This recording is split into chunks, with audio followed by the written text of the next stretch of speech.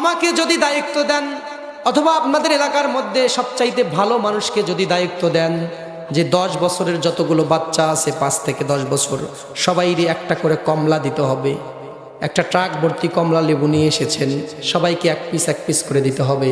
এই দায়িত্ব যার কাঁধে আপনি দিবেন, কমলা বিতরণ করতে করতে যখন ওই লোকটার সন্তান সামনে চলে আসবে, তখন ওই লোকটার মনে চাইবে আমার ছেলেটাকে একটা কমলা বেশি দেই, ঠিক কিনা? অবশ্যই মনে চাইবে, যত ভালো মানুষই হোক, অন্তত 2টা দেওয়ার সুযোগ যদি নাও থাকে, মনে করবে যেটা একটু বড় সাইজের ওইটা আমার সন্তানকে দিই। কি বলেন, কথা বলেন, ঠিক কিনা? যদি মানুষকে দায়িত্ব দেন তাহলে এই সমস্যা হবেই। যত ভালো মানুষকে আপনি দায়িত্ব দিয়ে থাকেন, প্রত্যেকটা ভালো মানুষের মধ্যে দুর্বলতা আছে না নাই? নিজের সন্তান আছে, ভাইয়ের সন্তান আছে, বোনের সন্তান আছে, তারা যদি সামনে চলে আসে তাদের মন চাইবে আমার সন্তানটাকে আমি বড় সাইজের একটা কমলা দেই। এই জন্য আল্লাহ তাআলা নিজের হাতে নিয়ে নিলেন। যদি আল্লাহর কাছে ছেড়ে দেন, আল্লাহর উপরে যদি ছেড়ে দেন, আল্লাহ তাআলা বলছেন উল হুয়াল্লাহু আহাদ আল্লাহুস সামাদ লাম ইয়ালিদ ওয়া লাম ইউলাদ ওয়া লাম ইয়াকুল লাহু কুফুয়ান আহাদ। যদি আল্লাহর কাছে দায়িত্ব দেন, আল্লাহ বলেন লাম ইয়ালিদ ওয়া লাম ইউলাদ, আমার কোনো সন্তান নাই, কেউ আমাকে জন্ম দেয় নাই, আমিও কাউকে জন্ম দেই নাই। যদি আমার আইন দিয়ে বিচার করো, কেউ তোমরা ঠকবে না। কোন সুবহানাল্লাহ। ওই কমলা বিতরণ করতে গিয়ে কোনো সমস্যা হবে না, কারণ আল্লাহর তো কেউ নাই, আপন কেউ নাই, পর কেউ নাই, সবাই আপন, সবাই পর। বিচারের মাপকাঠিতে যে গুনাহগার হবে, যে দোষী হবে, সে শাস্তি নিশ্চিত পাবেই। যতটুকু করেছে ততটুকুই পাবে।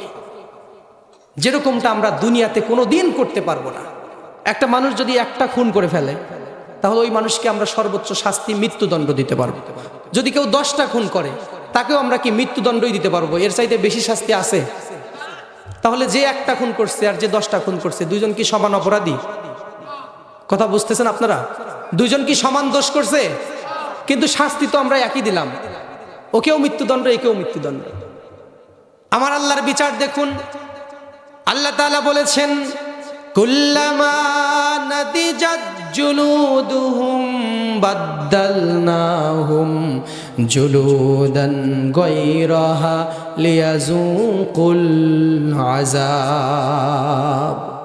শাস্তি দেওয়ার সময় যদি চামড়া ঝলসে পুড়ে ক্ষয় হয়ে যায়, শেষ হয়ে যায়, নতুন করে আবার তোমাকে চামড়া দেওয়া হবে, যাতে আরো একটা পাপের শাস্তি তোমাকে দেওয়া যায়। কোন সুবহানাল্লাহ। যে 10টা করেছে তাকে 10 বার খুন করা হবে, 10 বার জীবিত করা হবে, তার মানে 10টা খুনের শাস্তি তাকে দেওয়া হবে। যে 1000টা খুন করেছে, 1000 বার তাকে জীবিত করা হবে, 1000 বার তাকে মারা হবে, ওই 1000 বার শাস্তি তাকে বোঝায় দেওয়া হবে, যেটা দুনিয়ার আইন দিয়ে, মানুষের আইন দিয়ে কখনো সম্ভব নয়। ঠিক কিনা বলে? এই জন্য মসজিদটাকে, মসজিদের ইমামদেরকে ভালো জায়গায় দিবেন, তাদের বিচারক হিসাবে মেনে নিতে আপত্তি জানাবেন না। যদি আপত্তি জানিয়ে থাকেন তাহলে জীবনটা ধ্বংস হয়ে যাবে। মসজিদের ইমামের পিছনে শুধু লাগেন। সব এলাকায় এই সমস্যাগুলো আছে। আপনাদের এলাকায় সমস্যা নাই নাকি? যেইভাবে আপনার মসজিদের ইমামের আপনি দেখাশোনা করেন, তার পা থেকে মাথা পর্যন্ত তার যত খোঁজ খবর রাখেন, ওইভাবে যদি আপনার সন্তানের খোঁজ খবর রাখতেন, সন্তানটাও অমানুষ হতো না। সন্তানের খোঁজ নাই, আপনার নিজের সন্তান কি করছে, কোথায় যাচ্ছে, কোনো খোঁজ খবর নাই। মসজিদের ইমামের খোঁজ আপনার ঠিকই আছে। মসজিদের ইমাম কোন জায়গায় গিয়ে দাঁড়ালো, কোন দিকে তাকাইলো, আপনার সন্তান সারা দিন কি করে বেড়ায়, আপনার এই খোঁজ খবর নাই। নিজের সন্তানের খোঁজ খবর রাখতে পারেন না। একটু মনটাকে বড় করেন, মনটাকে বড় করেন। নিজের মধ্যে সংকীর্ণ চিন্তা ভাবনা থাকলে এইগুলো ঝেড়ে ফেলে দেন। আমি শেষ করে দেব, খুবই মনোযোগ দিয়ে শুনবেন। একজন ভালো মানুষ হতে গেলে যে ফর্মুলাগুলো দিয়েছি এইভাবে সংসার করবেন, আর আপনার চরিত্র থেকে দুইটা জিনিস বাদ দিয়ে দিবেন, তাহলে আপনি একজন সম্পূর্ণ ভালো মানুষ হতে পারবেন। এক নাম্বার জিনিস এই যেটা বললাম সেটা হলো হিংসা। এক নাম্বার কি? হিংসাটা বাদ দিতে হবে। হিংসার আরবি শব্দ হলো হাসাদ। হিংসার আরবি নাম কি? হাসাদ। অমিন শাররি হাসিদিন ইদা, জানেন না আপনারা? অমিন শাররি হাসিদিন ইদা হাসাদ, সূরা ফালাক, কোরআনুল কারীমের 113 নম্বর সূরা, সর্বশেষ আয়াতের আগের আয়াত। আল্লাহ তাআলা বললেন অমিন শাররি হাসিদিন ইদা হাসাদ। এই হাসাদ শব্দের অর্থ হলো আঁচড় কাটা বা চিমটি কাটা। অন্যের ভালো দেখে আপনার শরীরের মধ্যে যদি একটু জ্বলে, তার মানে বুঝতে হয় আপনার হিংসা আছে। আল্লাহ তাআলা বলেছেন আম ইয়াহসুদুনান নাস আলা মা আতাহুমুল্লাহু মিন ফাদলি ফাকাদ আতাইনা আলা ইব্রাহিমাল কিতাবা ওয়াল হিকমাতা ওয়া আতাইনাহুম মুলকান আযীমা।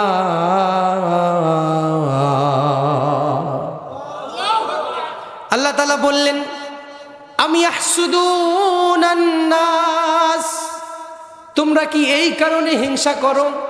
আমি আমার ধনভাণ্ডার থেকে, আমি আমার খাজানা থেকে, আমি আমার এক বান্দাকে একটা নিয়ামত দিয়েছি, কিছু একটা দিয়েছি, ওইটা দেখে তোমাদের এত হিংসা হয় কেন? আমি আল্লাহ কি তোমার কাছ থেকে নিয়ে তাকে দিয়েছি নাকি?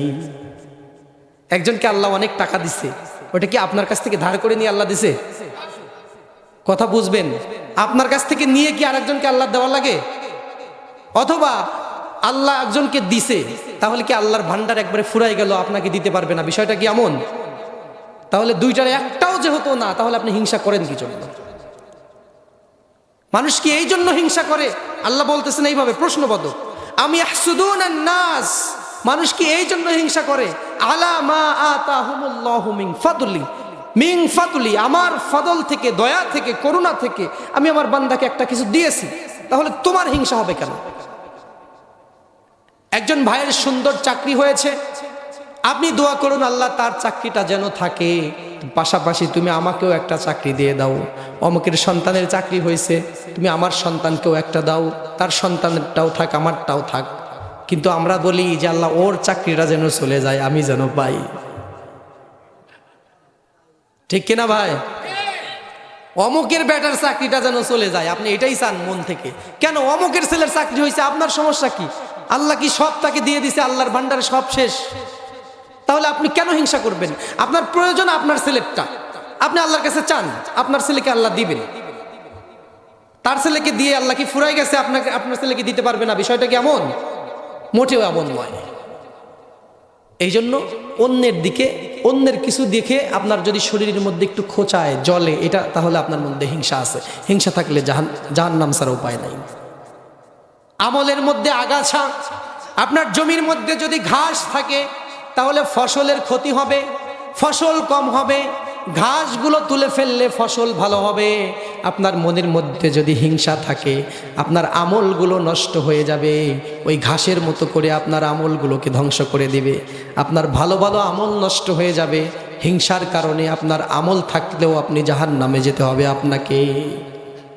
আল্লাহ তাআলা বললেন আম ইয়াহসুদুনান নাস আলা মা আতাহুমুল্লাহু মিন ফাদলি, বান্দা আমার দয়া থেকে, আমার করুণা থেকে তাকে দিয়েছি, তোমার হিংসা করার কোনো যোগ্যতা নাই, কোনো অধিকার নাই।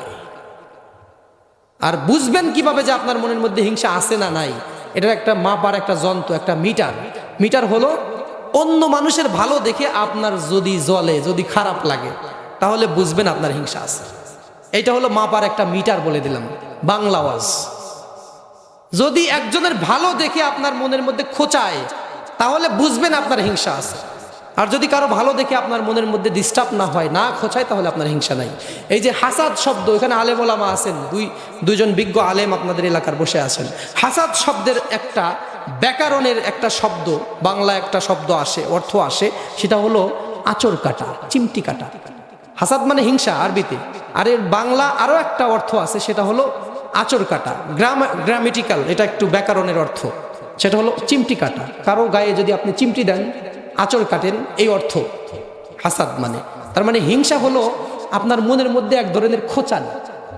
একজনের ভালো হয়েছে, আপনার মনের মধ্যে যদি একটু ডিস্টার্ব হয়, একটু খোঁচায়, তাহলে বুঝবেন আপনার মধ্যে হিংসা আছে। তাহলে এই হিংসাটা ছাড়তে হবে। সবাই রাজি আছেন ইনশাআল্লাহ? সবাই বলি ইনশাআল্লাহ। কমপ্লিট একজন ভালো মানুষ হওয়ার জন্য এই গুণটা আপনার থাকতে হবে।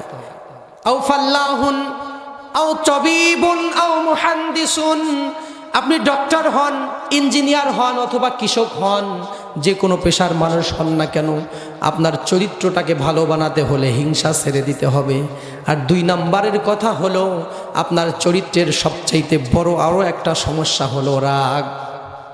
আল্লাহ রাসূল সাল্লাল্লাহু আলাইহি সাল্লাম বলেছেন, লাইসাশ শাদীদু বিসুরআহ ইন্নামাশ শাদীদুল্লাযী লা ইয়ামলিকু লাহু নাফসা ইনদাল গাদাব। যদি কোনো মানুষ কুস্তি খেলে একজন আরেকজনকে পরাজিত করে ফেলে, ওই মানুষটা শক্তিশালী নয়। যদি কোনো মানুষ রাগের সময় নিজেকে নিয়ন্ত্রণ করতে পারে, ওই বেশি শক্তিশালী। রাগ যখন হয়ে যাবে, নিজেকে কন্ট্রোল করতে পারাটা, ওইটাই শক্তিশালী মানুষের লক্ষণ। কুস্তি খেলে একজনকে হোদায় ফেলাটা শক্তিশালী মানুষের কোনো লক্ষণ নয়।